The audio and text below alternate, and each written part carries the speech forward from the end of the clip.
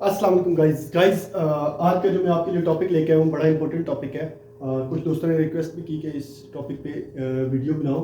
तो आज मैं आपके लिए टॉपिक जो लेके आया हूँ वो है सेफ्टी ऑफिसर्स जो हैं, सेफ्टी ऑफिसर्स की रिस्पॉन्सिबिलिटीज़ क्या होती हैं। अगर आप किसी भी कंपनी में एज ए सेफ्टी ऑफिसर जा रहे हैं या आप as a safety officer job कर रहे हैं तो आपकी रिस्पॉन्सिबिलिटीज़ क्या होंगी। यहाँ पे मैं स्पेशली सऊदी अरब के हवाले से बताऊँगा। सऊदी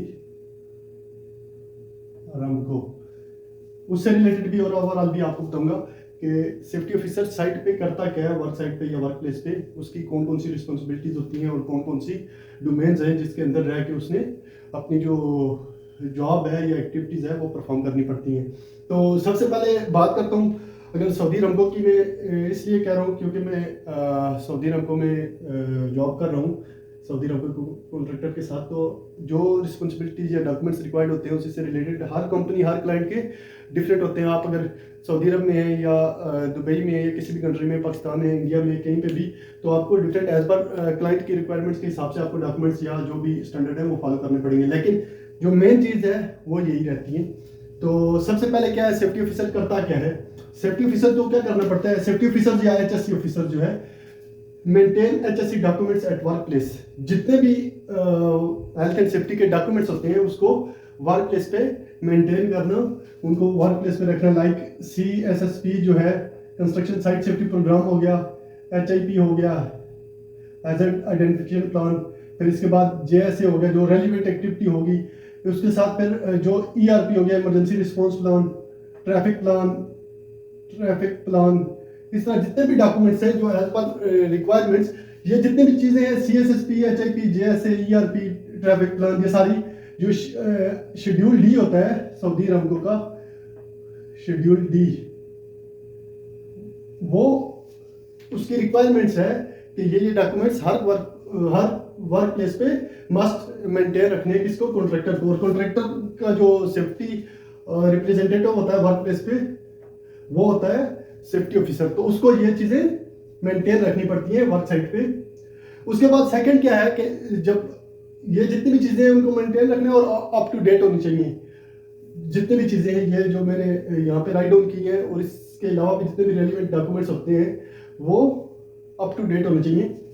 उसके बाद आ जाता है सेफ्टी ऑफिसर क्या करता है, जब परमिट रिसीवर होता है, वर्क परमिट रिसीवर जो है वो जब ऑब्टेन कर लेता है परमिट, तो उसके बाद उसको चेक करना पड़ता है। सेफ्टी ऑफिसर उसको परमिट टू वर्क जो है उसको चेक करता है और उसकी रिक्वायरमेंट्स को भी देखता है कि जो वर्क परमिट जो है उस पर कौन कौन सी रिक्वायरमेंट्स है, कौन कौन से हैजर्ड मेंशन है, कौन कौन सी इक्विपमेंट है, उसके रिलेटेड हैजर्ड क्या है और कंट्रोल में क्या है, ये सारी चीज़ें जो परमिट टू वर्क पे हैं वो मेंशन रहती हैं। उसके बाद उसको फुलफिल करनी पड़ती है परमिट टू वर्क की जो रिक्वायरमेंट्स हैं उसको ड्यूरिंग द शिफ्ट या जो भी जॉब हो रही है उसके अकॉर्डिंग, फुल डे है या जो भी शिफ्ट है उसकी। तो उसके बाद क्या है, जब ये रिक्वायरमेंट्स फुलफिल हुई हैं, परमिट चेक कर लिया, ईच एंड एवरीथिंग ओके है, तो उसके बाद क्या करता है जो सेफ्टी ऑफिसर होता है वो क्या करता है, प्री जॉब सेफ्टी मीटिंग या TBT जो है, TBT टूल बॉक्स टॉक को कहते हैं, टूल बॉक्स टॉक। अब ये टूल बॉक्स टॉक क्या है, कोई भी एक्टिविटी परफॉर्म करने से पहले 5 से 10 या 15 मिनट की जो शॉर्ट डिस्कशन रहती है, सेफ्टी ऑफिसर हो गया या क्रू सुपरवाइजर हो गया। बेसिकली TBT जो परफॉर्म करता है या कंडक्ट करता है वो रिस्पॉन्सिबिलिटी क्रू सुपरवाइजर की होती है, लेकिन सेफ्टी ऑफिसर भी साथ रहता है। तो उसमें क्या डिस्कशन होती है, जो परमिट लेते हैं, परमिट के बाद जो वहाँ पे एक्टिविटी मेंशन है या जो इक्विपमेंट या टूल या मटेरियल जो भी मेंशन है उसके अकॉर्डिंग डिस्कशन की जाती है। जो वर्क प्लेस होती है वहाँ पे वर्क फोर्स जो है उसको इन्फॉर्म किया जाता है कि ये एक्टिविटी है, ये हमने मटेरियल यूज़ करना है, ये इक्विपमेंट यूज़ होनी है और उससे रिलेटेड हैजर्ड क्या है और हमने उससे बचना कैसे है, हैजर्ड्स को या रिस्क जो है उसको कंट्रोल कैसे करना है, ये सारी चीज़ें उनको on the site on the job train करना पड़ता है। उसके बाद क्या आ जाता है, ये भी सेफ्टी ऑफिसर की रिस्पॉन्सिबिलिटीज में आता है। इसके बाद क्या आ जाता है, ensure all workforce trained and certified. जो सेफ्टी ऑफिसर है उसकी रिस्पॉन्सिबिलिटी होती है जो वर्क प्लेस पे जितने भी वर्क फोर्स है वो क्या होनी चाहिए, ट्रेंड होनी चाहिए और सर्टिफाइड होनी चाहिए। लेट्स सपोज जितने भी ऑपरेटर्स हैं, ऑपरेटर्स जो हो, ऑपरेटर्स हो गए, फायर वॉच हो गए, स्टैंड बाय मैन हो गया, जितने भी जो अरामको मांगती है, सऊदी अरामको की जो रिक्वायरमेंट्स है कि ये बंदे सर्टिफाइड होने चाहिए, सऊदी अरामको सर्टिफाइड होने चाहिए या के जो अप्रूव्ड इंस्टीट्यूट है वहां से वो अप्रूव्ड होने चाहिए। इनको ऑपरेटर जितने भी वो 7.024 GI जो है उसके अकॉर्डिंग उनके पास सर्टिफिकेशन होनी चाहिए। इसी तरह फायरवॉच की भी रिक्वायरमेंट्स है कि उसके पास भी थर्ड पार्टी सर्टिफिकेशन मस्ट होनी चाहिए। इसके बाद क्या है, जब वर्कफोर्स ट्रेंड होगी, सर्टिफाइड होगी, तो क्या होगा, एक्सीडेंट इंसिडेंट होने के चांसेस कम होंगे।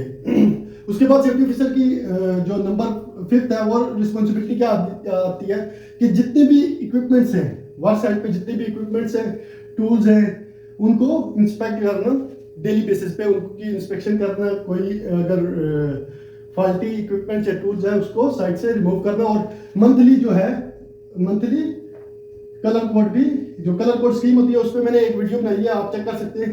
कलर कोड अप्लाई करता है सेफ्टी ऑफिसर स्पेसिफिक चीजों पे, कुछ चीजें हैं, लेकिन लेट्स सपोज इलेक्ट्रिकल की जो चीजें हैं उसका मैं लिंक डाल देता हूँ कलर कोड की वीडियोस का, आप वहां से देख सकते हैं। इलेक्ट्रिकल की जितने भी टूल्स इक्विपमेंट्स हैं उनको इलेक्ट्रिकल टेक्नीशियन जो होता है वो इंस्पेक्ट करता है। इसी तरह जो रिगिंग की इक्विपमेंट्स हैं उनको सर्टिफाइड अरामको का सर्टिफाइड रिगर जो होता है वो इंस्पेक्ट करता है। सेफ्टी ऑफिसर कौन कौन सी चीजें इंस्पेक्ट करता है, लेट्स सपोज फायर एक्सटिंग्विशर्स हो गए, फायर अलार्म सिस्टम हो गया, स्मोक डिटेक्टर्स हो गए, या जितने भी इमरजेंसी इक्विपमेंट्स हो गई हैं जो सेफ्टी ऑफिसर इंस्पेक्ट करता है, कलर कोड करता है मंथली बेसिस पे।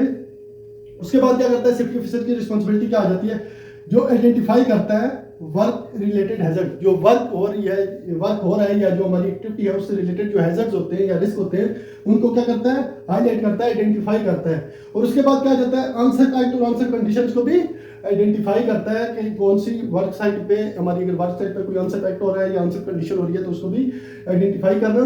और फिर उसके अकॉर्डिंग क्या करना है, सिर्फ आइडेंटिफाई नहीं करना। लेट्स सपोज मैं कहता हूँ कि ये चीज एक चीज आंसर कंडीशन बनी हुई है, तो मैं बता देता हूँ कि ये आंसर कंडीशन है, जो रेलेवेंट क्रू सुपरवाइजर होगा कि इसको रेक्टिफाई करो, लेकिन हमें सोल्यूशन भी देना है साथ, सिर्फ आइडेंटिफाई नहीं करना, उसका करेक्टिव एक्शन भी देना है कि हम इस तरह करेंगे तो उससे नुकसान कम होगा या एक्सीडेंट इंसिडेंट होने के चांसेस कम होंगे।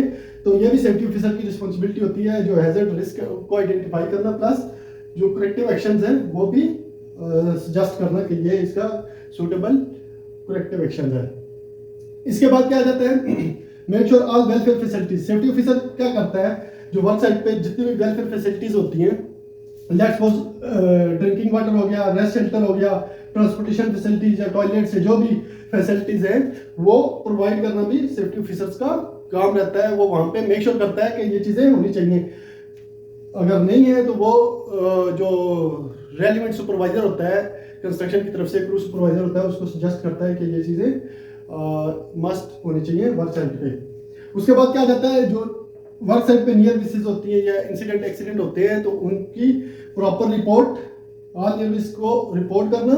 और इंसिडेंट इन्वेस्टिगेशन जो है वो सेफ्टी ऑफिसर की रिस्पॉन्सिबिलिटी होती है। इंसिडेंट इन्वेस्टिगेशन पे मैं वीडियो बनाऊंगा कि इसके डिफरेंट मेथड होते हैं, आप कैसे एक्सीडेंट इन्वेस्टिगेशन करते हैं। तो ये भी रिस्पॉन्सिबिलिटीज आती हैं सेफ्टी ऑफिसर की। अगर किसी भी सेफ्टी ऑफिसर की साइट पे कोई भी एक्सीडेंट इंसिडेंट हो जाता है तो वो क्या करता है, उसको प्रॉपर इन्वेस्टिगेट करता है। उसके बाद क्या है, ऑल वेस्ट मटेरियल, जितना भी वर्क साइट पे जो वेस्ट मटेरियल होता है या डेब्रिस होती है, जो भी ऐसा मटेरियल जिससे एनवायरनमेंट को नुकसान होता है, तो वो क्या है कि वो मेक श्योर करना है कि टाइमली रिमूव किया जाए वर्क साइट से। ये भी सेफ्टी ऑफिसर को देखना पड़ता है। इसके बाद क्या जाता है, inspect all emergency equipments devices, जितनी भी इमरजेंसी इक्विपमेंट्स या डिवाइसेस होती है लाइक उनको भी इंस्पेक्ट करना, उनको भी मेक श्योर करना कि वो वर्किंग कंडीशन में है या नहीं डेली बेसिस पे। Let's suppose T40 gas detector हो गया, उसको चेक करना कि वर्किंग कंडीशन में है कि नहीं। एनेमोमीटर हो गया जो विंड स्पीड को चेक करते हैं। स्काबा हो गया, सेल्फ कंटेंट ब्रीथिंग अपरेटस हो गया, फायर इक्विपमेंट्स हो गए, फायर अलार्म हो गए, स्ट्रेचर्स हो गए, या जितनी भी ऐसी चीजें जो इमरजेंसी की सूरत में हमें काम आ सकती हैं, वो क्या है कि इंस्पेक्ट करना सेफ्टी ऑफिसर्स की रिस्पॉन्सिबिलिटीज में आती है। उनको मेक श्योर करना कि वो वर्किंग कंडीशन में होनी चाहिए। उसके बाद क्या जाता है, conduct regular emergency drill. Safety officer क्या करता है कि जो वर्क साइट होती है उस पर रेगुलर इमरजेंसी ड्रिल करता है कि कोई भी एक्सीडेंट इंसिडेंट हो जाता है तो हम कैसे एवोकेट करेंगे, कैसे वर्कफोर्स एवोकेट करेगी, कैसे हम वर्क प्लेस को सेफ रख सकते हैं, एनवायरनमेंट को सेफ रख सकते हैं और जो कंपनी की प्रॉपर्टी है उसको सेफ रख सकते हैं। तो उसके लिए उसको रेगुलर इमरजेंसी ड्रिल करवाना पड़ता है, कंडक्ट करवानी पड़ती है, ताकि जो वर्क साइट के जो वर्क फोर्स है वर्क प्लेस पे वो फैमिलियर हो, ट्रेंड हो ताकि कोई भी ऐसा अनवांटेड इवेंट हो जाता है तो वो उससे इजीली बाहर निकल सके। फिर उसके बाद क्या जाता है, डेवलप ईआरटी टीम। कोई भी सेफ्टी ऑफिसर है उसको अगर एक साइट पे लोकेट किया जाता है तो उसकी रिस्पॉन्सिबिलिटी में आता है कि वो वर्क साइट पे जो है अपनी उस स्पेसिफिक साइट की इमरजेंसी रिस्पॉन्स टीम डेवलप करे, जो भी बंदे हैं उनको नॉमिनेट करे कि in case of emergency let's suppose कोई बंदा गिर जाता है तो उसको उठाना कैसे है, क्या करना है, सारा प्रोसीजर उस टीम को ट्रेन करना।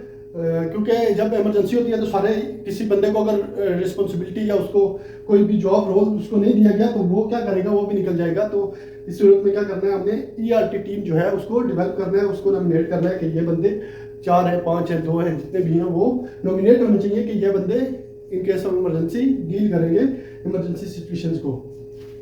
उसके बाद क्या जाता है, एचएससी ऑफिसर जो है या सेफ्टी ऑफिसर जो है वो क्या करते हैं, मीटिंग्स अटेंड करता है। जो भी एचएससी की मीटिंग होती है, सेफ्टी की मीटिंग होती है, वो अटेंड करता है। और प्लस जो क्लाइंट्स होते हैं, क्लाइंट्स का जो विजिट होता है वर्क साइट पे या वर्क प्लेस पे, उनको भी डील करना, उनसे कोऑर्डिनेट करना, उनको वर्क साइट से रिलेटेड जितनी भी कंडीशंस हैं या जितने भी हैजर्ड या कंट्रोल मेजर्स हैं जो भी वो करते हैं उनसे उनको डील करना भी सेफ्टी ऑफिसर्स की रिस्पॉन्सिबिलिटीज में आता है। इसके बाद क्या जाता है, रिपोर्ट टू सेफ्टी सुपरवाइजर।